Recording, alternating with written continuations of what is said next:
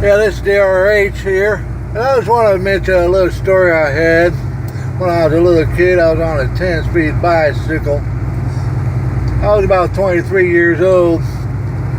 And my mother and father had this house across the street from this bar and grill. And I scrounged up enough change to go on over across the street on my little 10-speed bicycle to go get me a beer and something to eat over there. There's some fine food over there. And you know DRH loves that food.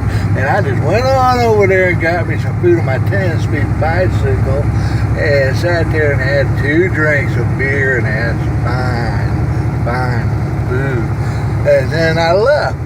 And then I got on that old 10-speed bicycle and I went across the street there, and then I pedaled down a little ways to the next street, was Watersmith Road, and I turned on Watersmith Road where my mom and dad lived, where I was staying at, and along came a police officer.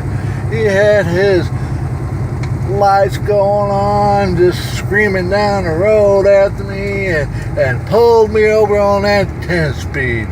And then he got out, he says, "What the heck are you doing here?" And I said, "Well, I live right down the street here. I'm fixing to go home." I said, "I just rode up the street and came back." He said, "Well, I just want to know who you were."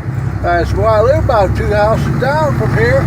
And he asked me for my ID and everything. You know I had my ID. He had to have the ID. And he checked my ID out and everything and all that, and then he had another officer in there. He had a buddy with him, you know. Them officers always had a little friend with them.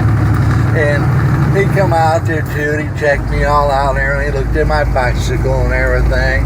And then he looked at me, he said, "Well, I'll tell you what," he says, "can't do nothing to you. You just go ahead and be safe there and get yourself one of them lights or some reflectors on that thing for somebody hit you." And I said, "Yes, sir."